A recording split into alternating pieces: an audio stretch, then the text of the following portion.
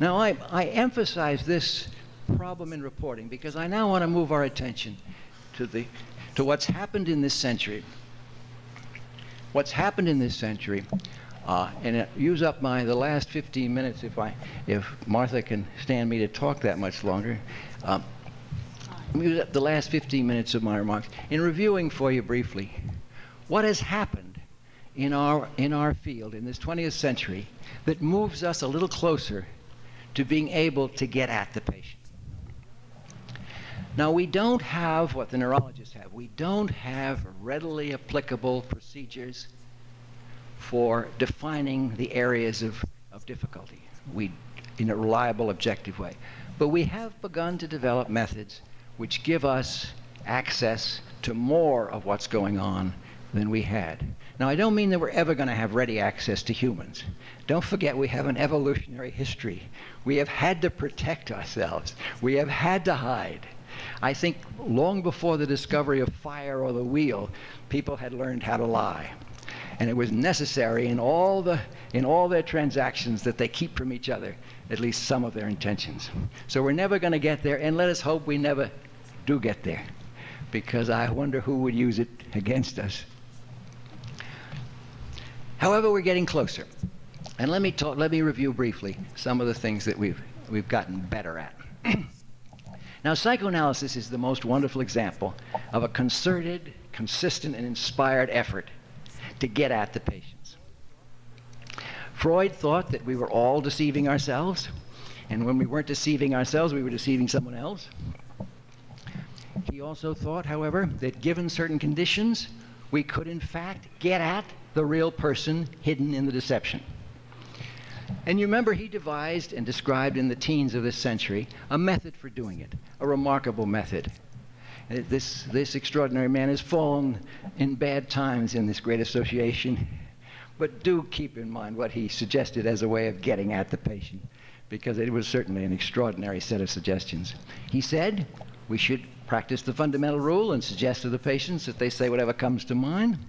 We should then meet them frequently enough so they get into the habit of doing this. We should then, of course, lie them down so they relaxed and perhaps lost some of their social inhibitions. Furthermore, they shouldn't look at us because they wanted to be in a kind of dreamy state and not watching our expressions for the effects of their remarks, etc., etc.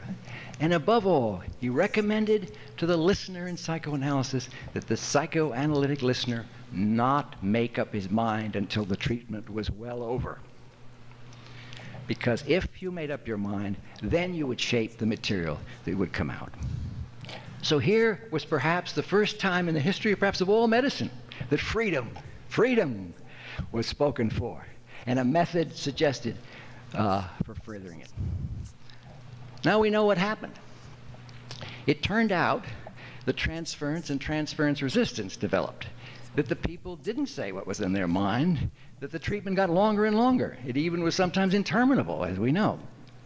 So what was hoped to be a rapidly applied practical procedure, he said early in his work that he hoped it could be used in all the schools. What was hoped to be a practical procedure became more and more elaborate. For just the reason, please now, for just the reason that I'm making the center of this discussion of what psychiatry is really about, for just the reason that the patients were not reliable. You could not count on them to listen to reason. You could not count on them to have an objective relationship toward the treatment. Indeed, things got very hot and very heavy very quickly. There was another problem that psychoanalysis came upon.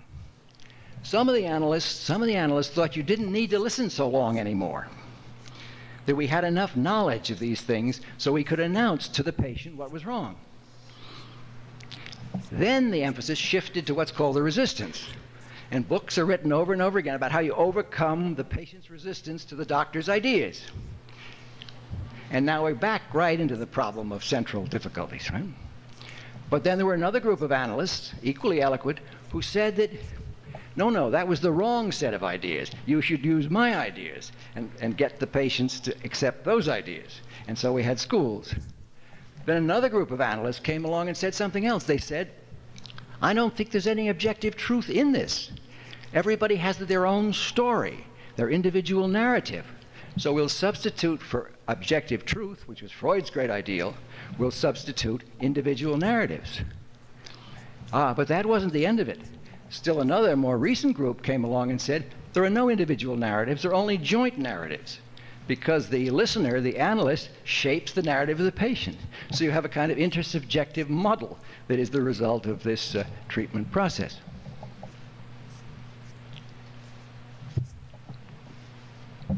Now, for those of you who don't like psychoanalysis, that could be a delightful justification for your hostility. But that would be a great mistake. That would be a great mistake. Because out of those successive quarrels have come some principles on how you get at the patient. One principle is, don't take your own ideas so seriously. Remember their hypotheses, possibilities. Right? Second of all, when you present them, expect to have them disagreed with. Expect that there will be a lively colloquy between the two of you, a dialogue, in an effort to arrive at something that might be mutually acceptable. Thirdly, be very much aware of your shaping of what the patient presents. So now there we have three very fundamental and useful principles for getting at the patient with a slightly higher degree of validity. I didn't mention something I should have mentioned earlier. We know that the DSM categories are reliable. That is because the effects are so strong, they contain the divergences. The question, as I'm implying, I hope you saw, is the question of their validity or their truthfulness. So here were principles born out of the contentious history of psychoanalysis, which can serve us in regular ways. That's what I did with my Manicky gentleman. I made certain hypotheses to him, which he corrected or allowed, to pass, until we could begin to get at this account of what was going on in his beleaguered company. Now, there's a second major development in modern psychiatry, which has also helped us to get at the patient, and that is what is called the empathic school, sometimes the existential school. This began very early in the 20th century. The Empathic Index was recommended by Elmer Southard, the first professor at Harvard's Boston Psychopathic Hospital, because if you allowed the patient's feelings to reach you, you could make a diagnosis of the patient from the way you felt. Furthermore, he knew that if you allowed the patient's feelings to affect you, it would distort the way you responded to the patient. The so-called countertransference problems that were elaborated so extensively beyond that.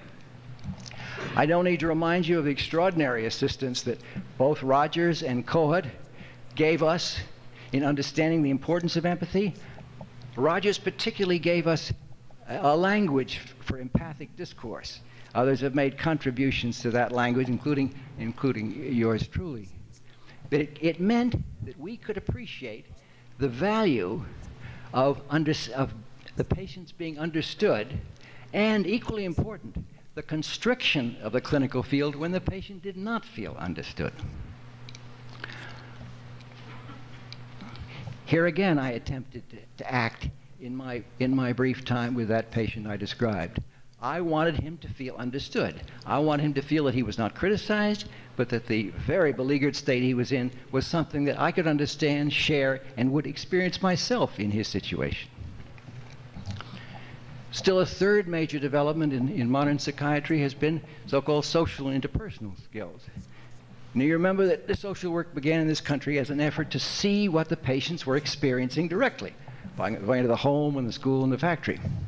And the great Adelaide Johnson at the Mayo Clinic was able to show the extraordinary social events in families that preceded many psychotic breakdowns. Sullivan had a unique capacity to correct paranoid developments.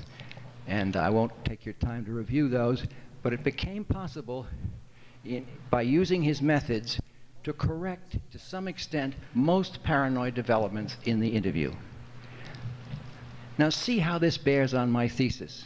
If we have ways of rendering the patient no longer hostile to us in the paranoid interaction, our chances of getting at what is going on in that person's life or their feelings is immeasurably improved. Again, skipping very quickly forward, the modern philosophy of language has given us further tools. The awareness that when we speak to each other, we do not simply make veridical claims, this is X and that is Y, but in fact operate on each other in effective ways. Just as when the umpire says safe or out, it is then safe or out. Just as when you call someone schizophrenic, that patient is schizophrenic to some felt and sometimes socially significant degree. So this performative language function is one that we can use negatively and dangerously, but it is also one, in my opinion, that is enormously beneficial used in a different way. One of the things I wanted my patient to feel when he was with me and in this dangerous spot that he found himself in was that I could see and feel and appreciate his strengths. I wanted him to know that as an expert on mental health, I was able to identify those parts of functioning which he could count on and that I could admire. I don't know what kind of relationship you all have with your internist, but I love to go to my internist because I know that no matter how feeble I seem and how deranged in my fantasies about my bodily condition, I will leave him with a well-demarcated situation. He will mostly tell me that I'm all right. One of the reasons that orthopedic people are so delightful to know is that they radiate that kind of confidence in the human body. Having, like Christ, risen children from the dead or from the unable to walk, they've gained honest access to that optimism. But we need the same thing. We need to be able to have the strength of our convictions that we can identify a healthy, even vibrant human psyche, just as they can identify a vibrant body. These suggestions are by no means in accessible, readily usable form. Happily, there are efforts abroad in the land.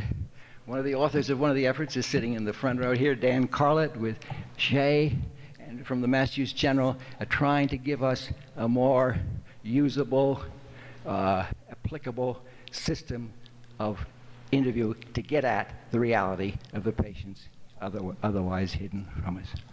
In closing, let me express my thanks again for this opportunity, but let me also express my great pride in being part of this profession.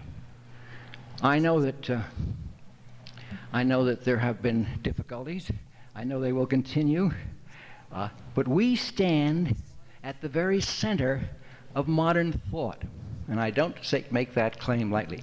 We stand there because we are interested in getting at people, and we are interested in helping them get possession of themselves. Now, all over the world today, to an extent that modern historians say is unprecedented, people are asking, what's for me? Even in those ancient cultures where families and state are supposed to decide everything, even in those ancient cultures today, young people are saying this assertion, making this question out loud, what is for me?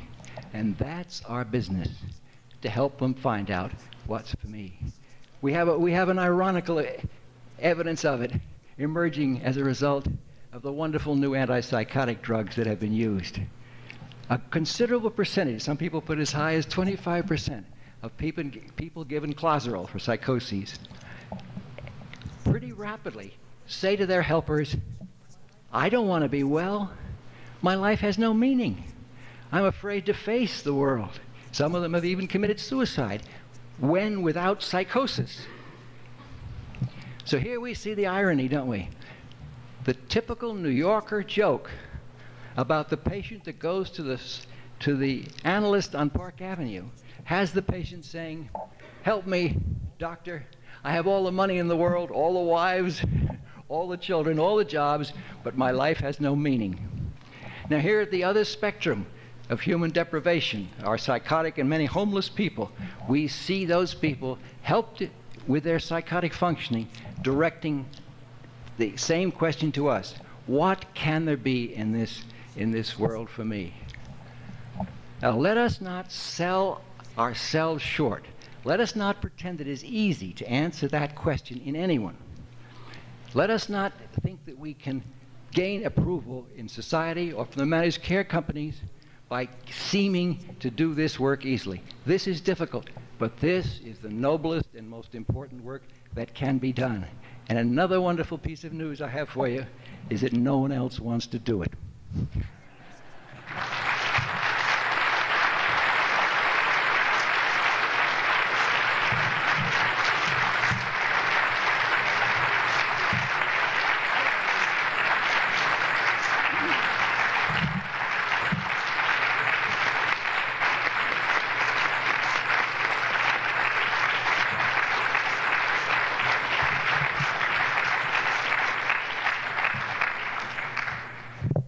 Well-deserved applause. We now have some time for questions and comments. I would ask you to please use the microphones that are in the aisle because we are being recorded, and we want your questions and comments to be on that tape. So we are ready to begin.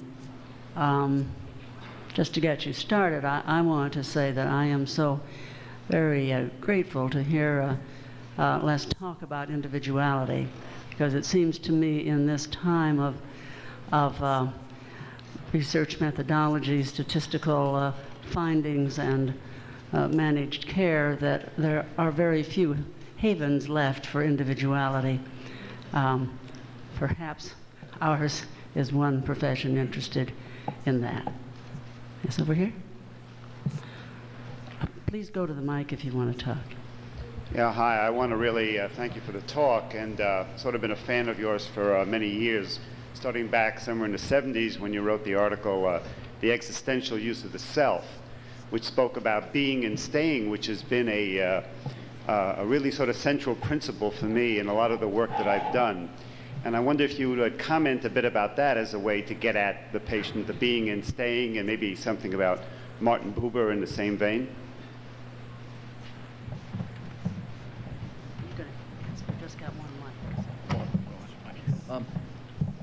Well, I appreciate your kindly comment. Thank you very much.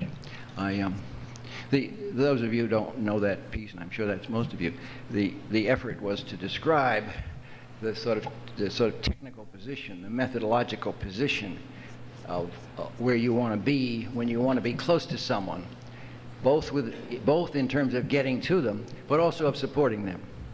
And it's interesting to me that a couple of people have called me up who are working with this last matter I discussed, the Closeral patients, asking me how they can get close enough to the patients to help them develop their own purposes. And I talk a little bit more about that being and staying. But I also want to emphasize that there is nothing esoteric about this. There is nothing flighty or fancy about it. And those of you who have had crises in your own lives, and that must be everyone, know that when people have been able to be with you and stay with you through those crises, it has been often life-saving, certainly morale-saving. And furthermore, one of the wonderful things about being close to someone in a crisis is that if you want to transplant something you think they need, because the two are so close together, the transplantation is relatively easy. And again, with often psychotic people, often a favorable voice can be put in among the negative hallucinations in some of those moments of closeness. I've had patients tell me that when they got in trouble, subsequently, they remembered something I had said to them in those moments of closeness that they could use. Just as you and I all have those voices from our teachers and beloved ones who remind us that we are not alone and that we might even be worth something.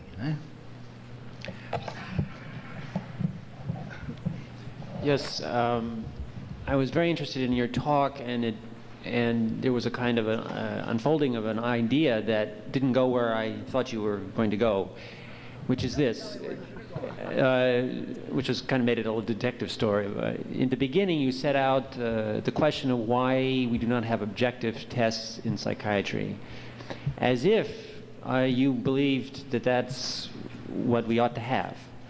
In other words, it was, if you want to use the underlying philosophical approach, is a positivist vision of human life, that we can, the objective, neutral therapist or psychiatrist can finally find out the true, exact, precise self of the patient, if only the patient will inform us objectively of the nature of themselves.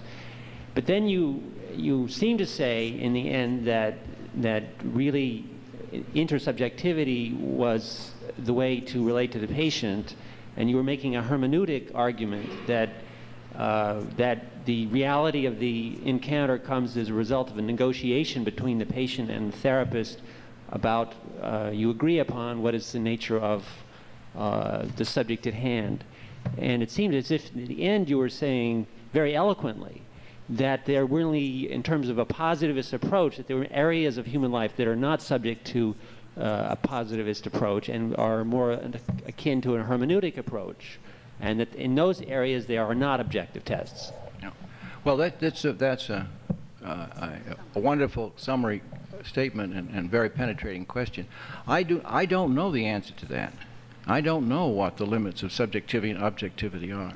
I would be very surprised, though, if the present fashion, particularly in psychoanalysis, for a subjective and intersubjective position will be the resting point. I don't know how many of you have read the German social philosophy Jürgen Habermas, but it is his purpose to try to show how truth arrives, objective truth, as close as objective truth as we get, arises in dialogue. And it's very interesting that he uses as his first example in the development of this idea Freud's early work, with the patient, as I was saying earlier, the patient having suggested to them an idea, playing it out in the dialogue with the analyst, and trying to arrive at something which matches more closely the patient's experience and understanding. So you may see much more deeply into this subjective object matter than I do. I can't imagine that there are not objective elements in mental life for all the subjective strength of subjective ones. Back there. But you just made a beautiful statement about the complexity and individuality of relating to people and being there with them in crisis, and the importance of it, and talking about psychiatry and the history of it and where you see it going. Managed care talks about a youngster going to jump out of a roof, and a couple weeks ago one of my colleagues was told to tell the mother to close the windows. And I just wonder, with your level of experience and depth, if you were in mid-career right now and value the things you valued, how would you see the future of psychiatry moving in the areas that you would have concerns of? Oh, I answer that confidently. We are going to be fine. And I know that will seem madness to you, but we are. You see, as I was trying to say at the end, we are at the right spot. And of course it won't be easy. Of course they're not going to pay us everything we want. But many good things have been happening as a result of this change. People aren't staying so long in hospitals. We hospitalized far too many people in the past. We have better control over that. I don't think we should make a prima facie objection to the fact that someone is watching what we do, or even asking us what we're doing. You know, one of the old complaints about practice was that no one talked to the practitioner. They were lonely. Right? Now the complaint is that too many people are talking to the practitioner. Now, I don't think that managed care is going to has the form it's going to end up with. They're going to have to realize it just is a big waste of money to be having so many people talking to the practitioners. But someone is going to stay in touch with us.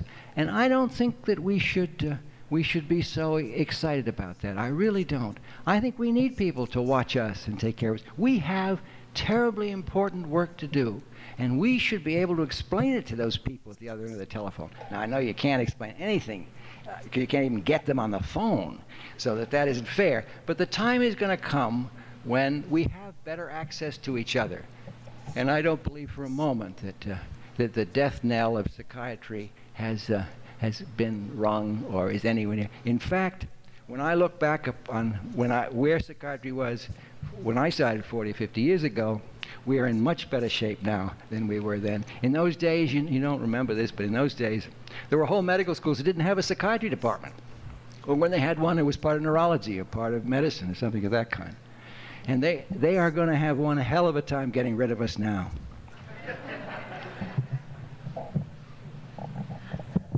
Wish I felt that optimistic. You're next. Thank you for your stimulating talk. I have an epistemological problem, though. You're critical of the validity of DSM-4. But DSM-4 empirically can prove things. That if you say someone has schizophrenia rather than panic disorder, I can reliably, in groups of people, predict response to treatment, predict course, predict, coming to the point of predicting biological markers.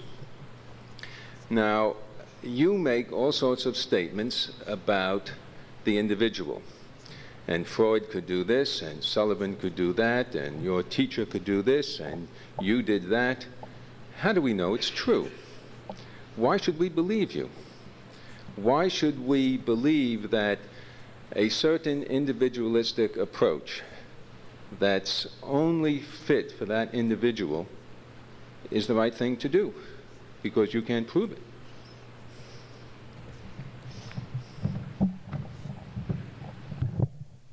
I hope no one will ever be able to prove what individuals ought to do. You know where that leads, where it's always led in Western history? It leads to the death camps. It leads to tyranny and totalitarianism. It leads to the suppression of minority groups because someone thinks they can line it up and tell people what they ought to do. The reason that all over the world, in my opinion, the reason all over the world people are saying, what's for me, and trying to make individual decisions about themselves, is we've seen enough of the results of that kind of social pressure and destruction.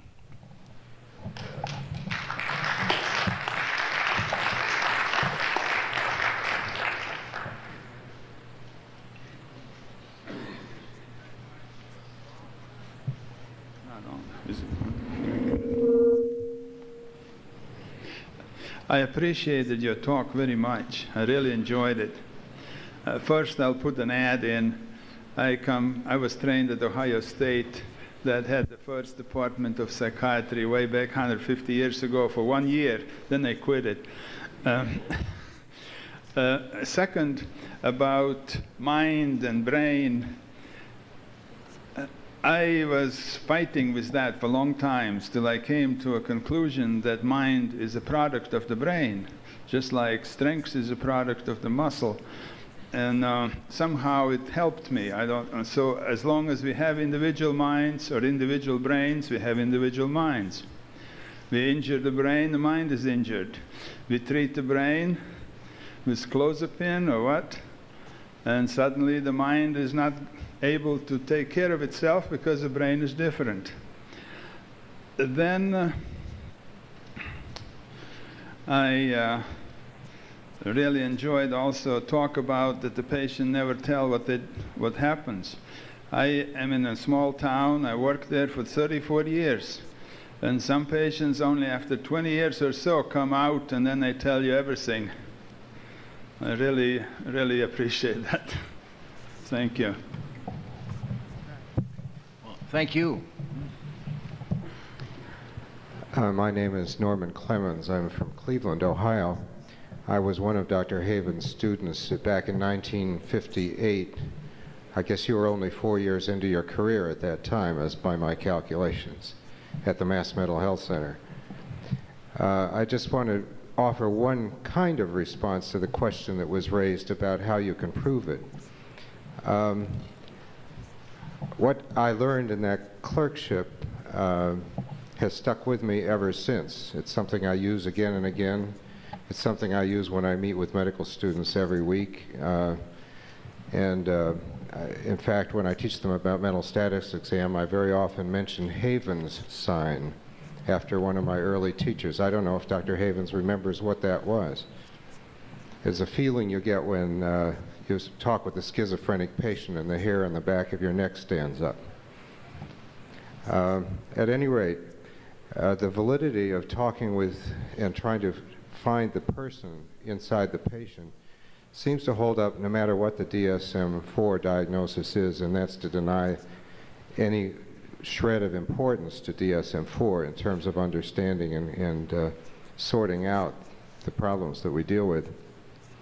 Somehow with the medical students, they always find something more about the patient when we talk in a certain kind of way that I began to learn from you, and I want to thank you. Well, thank you, Norm. I hope you'll forgive me for saying this, Norm, particularly, but and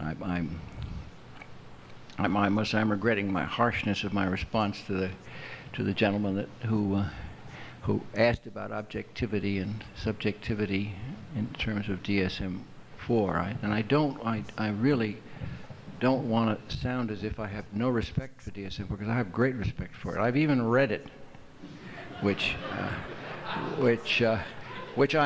understand is it's a very long book. It's a very rare thing, and I read it with great respect. And it does a series of things for us which are of priceless value. It's a destigmatizing phenomenon. It provides us with a syndromic picture that is reliable, as you say. Whether we really have valid diseases corresponding to those syndromes, I've been suggesting may not be so clear. And I also think that our profession should take great pride in the fact that we have examined ourselves, our research, have attempted to arrive at some kind of consensual validity for our claims. And that should be a source, I think, of also of very great pride in our profession. I'm really glad to hear you say that, because although I found your talk extremely inspiring and I'm a great fan of your works, I was quite disturbed by the short shrift you gave to what I thought was perhaps the most serious question that we face, not just from people who are harsh critics and skeptical and always have been, but from well-intended people, my students, who say, well, we wouldn't give a new drug where we didn't have some kind of study that proved that it was likely to help the patient. We don't listen to somebody who gets up on a soapbox and tells us that we should heal them all through salvation. And by what kind of method can we achieve this kind of validation that our colleagues would respect as constituting not proof of what the individual should do, but proof that we have techniques that are helpful? Oh, I agree completely, and that's why I would be a defender. But read very carefully, please, both the appendices to it and the introduction to it. And Alan Francis, its overall chief, is very modest about the claims he makes for it. Very modest. He does, as I say, does not talk about diseases, and even though we slip into the disease talk very readily. He also is very conscious that most of the syndromes do not have all the criteria that he would like for them. For example, prognosis was originally hoped to be a significant differentiating point, and that has proved very hard to use in more than a dozen or so of the categories. There was also the hope that would be objective tests, and our colleague again said that we are on the edge of finding them. And I hope we do find them, and I think this extraordinary explosion of information about the brain might give it to us. I'm not so sure it's going to. I'm really not sure it is, because I'm afraid that when we really study the brain, we're going to find out that what we're studying is the studying of the brain. That the brain is a reflective organ. Just as when I study you, what do I study? I study you watching me. Right? It's going to be very hard to escape from this, from these difficulties. But let us hope there will be some opportunities. But the research effort, the desire to test things out and to be modest in our claims, God knows that is a great blessing. I think the audience is full of your students, Les. Very eloquent. Dr. Katzow from Washington. Your last statement, no one else is willing to do that. That turns out to be a problem. There are people with degrees like Carl Rogers that actually do want to do it. Would you comment on that? When I say that you watch, there won't be many people around to do it for us. When I mean really do it. I mean, I've spent a good part of my professional life in the state hospital systems and with psychotic people. And to find individuals who are really ready to look after people, to learn everything they need to know, for example, about modern medication in this, and to really stick by the patient as both informed and devoted people, those are not easy to find. They are not easy to find. And I'm not saying that our profession should be restricted to those conditions. But there's still another reason that I didn't make very much of, because my time ran out, but I didn't make very much. There's another reason why we occupy a very special place in this. And again, I'm not saying that psychologists can't do this, or the great psychologists have not done it, or many wonderful social workers, nurses can do these things. But I really think we, despite our small numbers, have always had an extraordinary influence on this field, far out of outweighing what you would expect from a small group of people like ourselves. And I think one of the reasons is that not only are we are broadly trained in the body, but I think from the beginning the physician has a sense of responsibility toward trouble and is picked out to be the responsible party in the presence of dangerous, life-threatening trouble. And that's why I say, don't worry so much about the competition, because when push comes to shove with the real difficulties, you'll see who will be able to stand by and not be demoralized by those things. But there's another point that's even more important in my opinion. I talked about self-possession and impingements on self-possession as the essential subject matter of psychiatry. But that also means that we have to be self-possessed.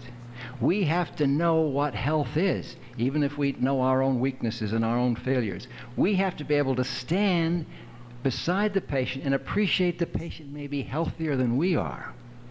We have to have that sense and honor toward real human health.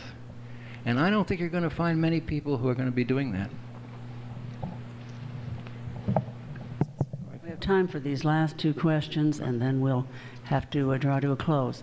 I appreciated your talk. It was very stimulating. Can you comment a little more on the subjectivity, objectivity continuum, and particularly in regard to other branches of medicine?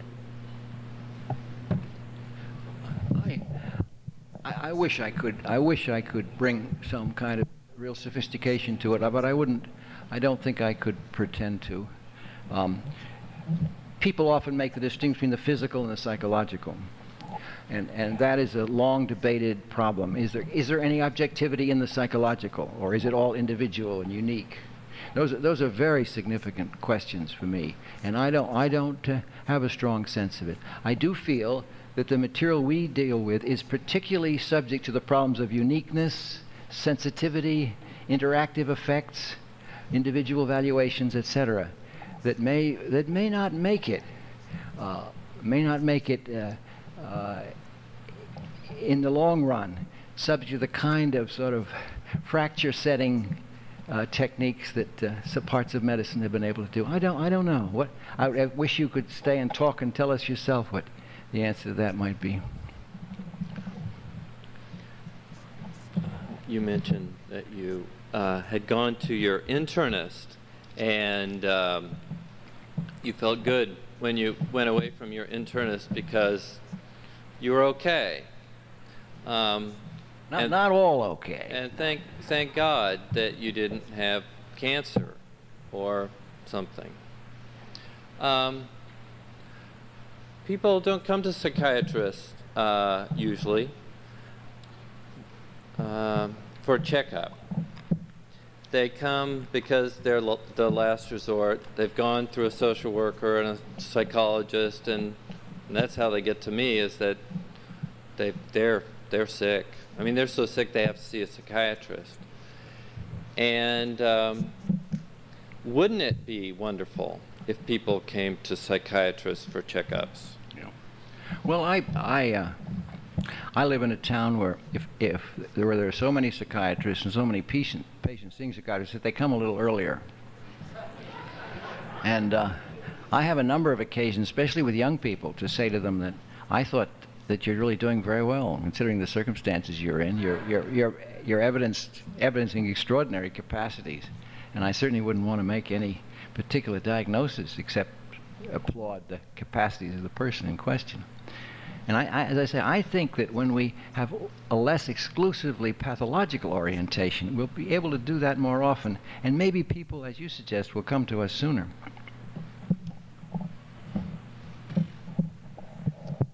Thank you all for your attention and your enthusiasm.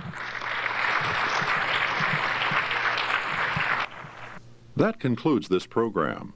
The material on this cassette was recorded and produced by Mobile Tape Company Incorporated of Valencia, California. More information about available cassettes may be obtained by calling 1-800-369-5718.